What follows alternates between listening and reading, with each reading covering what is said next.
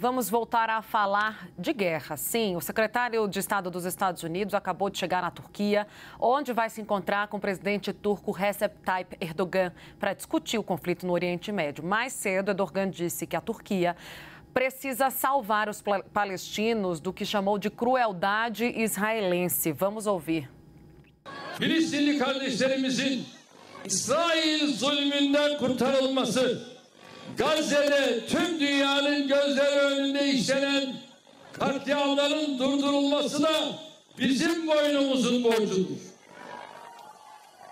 Filistin topraklarının dört bir yanında çocukları, anneleri, masumları öldüren katillerin, mazlumların malını çalan hırsızların yakasından yapışmak bizim insani vazifemizdir. Bu ahlaksız, vicdansız, alçakça katliamı yapanları destekleyenlerin yüzlerine gördüğümüzün her yerde.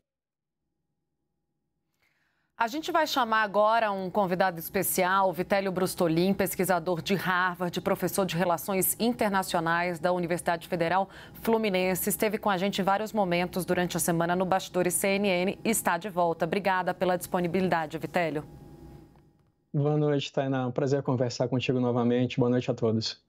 Vitélio, como é que a gente fecha a semana? Que balanço que você faz dessa última semana de guerra? Como é que você descreveria essas últimas ações de Israel e os posicionamentos, como a gente vê agora, dos países relacionados? Tainá, eu vou começar pelo Antony Blinken, né, que vocês acabaram de mostrar ele indo para a Turquia para conversar com o Erdogan.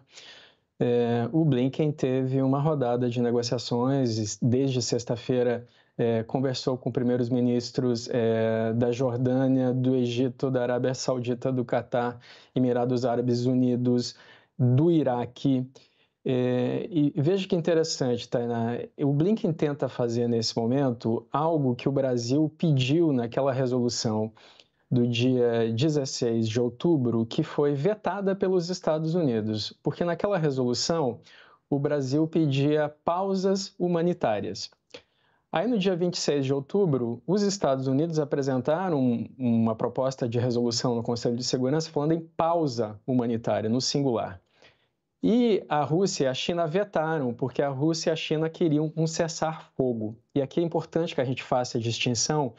As pausas humanitárias, elas não são bem definidas no direito internacional e elas são uma espécie de cessar-fogo bem específico, Tainá. Você pode fazer, por exemplo, pausas humanitárias apenas no sul da faixa de Gaza e continuar tendo confrontos no norte, na cidade de Gaza.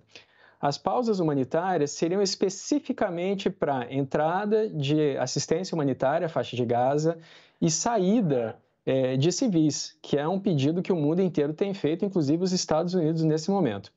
Então, o que o Blinken tenta costurar nesse momento é algo que se tentou negociar no Conselho de Segurança da ONU, mas que os próprios Estados Unidos vetaram. Lembrando aqui que quando os Estados Unidos vetaram a resolução proposta pelo Brasil, eles alegaram que a resolução não apresentava o artigo 51 da Carta da ONU, que é o artigo que prevê a autodefesa de Israel, que na verdade é algo implícito, porque está na Carta da ONU e todos os países signatários têm que cumprir a Carta da ONU. Então, essa movimentação do Blinken, ela se assemelha, Tainá, para concluir, com a movimentação do presidente Biden, quando foi a Israel e negociou ele mesmo o ingresso da ajuda humanitária à faixa de Gaza, ou seja, manteve o protagonismo numa espécie de diplomacia presidencial.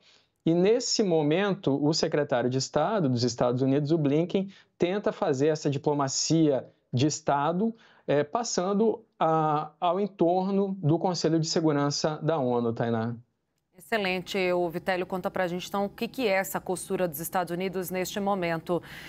Vitélio, agora, mais do que isso, eu queria te ouvir também de uma forma geral sobre o que a gente discutiu durante toda a semana, que é a incursão terrestre de Israel, também por outras vias, o crescimento da letalidade, as mortes, né, que estão surgindo, o derramamento de sangue, a reação do Hamas e como é que a gente fecha a semana e como é que a gente começa a semana no quesito guerra, Vitélio?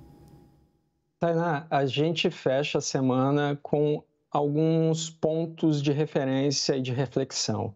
O primeiro sim, Israel tem o direito de se defender, isso está na Carta da ONU, é um direito de se defender até que o Conselho de Segurança tome ações para a manutenção da paz, como prevê a Carta da ONU, e o Conselho de Segurança está inerte, ele é congelado por seus próprios membros que têm assento permanente, que usam o poder de veto para fins geopolíticos, então Estados Unidos, Rússia e China, especialmente, neste momento.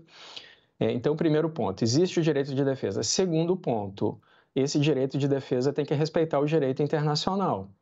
Então, a utilização de determinadas armas, né, como, por exemplo, mísseis com ogivas muito pesadas para uma área de refugiados para alvejar um terrorista ou sua escolta, como aconteceu em Jabalia, por exemplo, vem sendo questionado pela ONU e pode ser investigado, deve ser investigado, porque a ONU afirma que ali pode ter havido crime de guerra, né?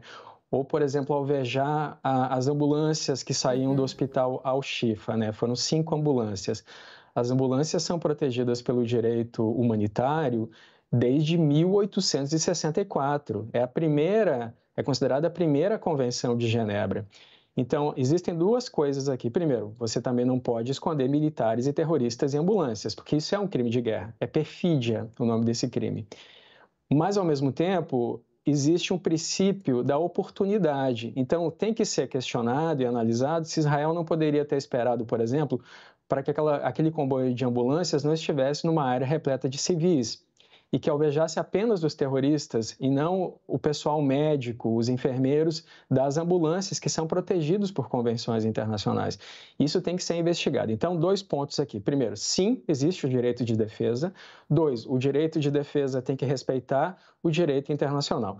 E só para concluir, um terceiro ponto, que a guerra é contra os terroristas. Existe a alegação de que os terroristas do Hamas usam as pessoas como escudos humanos, inclusive impedindo que elas saiam do norte da faixa de Gaza. Existem gravações telefônicas das pessoas dizendo que não conseguem sair porque o Hamas não deixa, ou bloqueios do Hamas para que as pessoas não deixem o norte. Ou seja, além dos reféns, que também são um crime de guerra, existe a utilização da população civil da faixa de Gaza, da população palestina, como escudos humanos. E é importante que nós tenhamos clareza desses 3 pontos para que o debate público desse assunto não se transforme naquilo que o Hamas quer, que são atentados terroristas, que são atos terroristas se espalhando pelo mundo. Uma coisa é a causa palestina, uma causa justa de solução de 2 estados, de criação do Estado palestino ao lado do Estado de Israel, em paz entre os 2 estados, e outra coisa é a causa do Hamas, que não prevê a paz, não quer a paz, que é a destruição do Estado de Israel, Tainá. Obrigada, Vitélio. Eu falo contigo em instantes.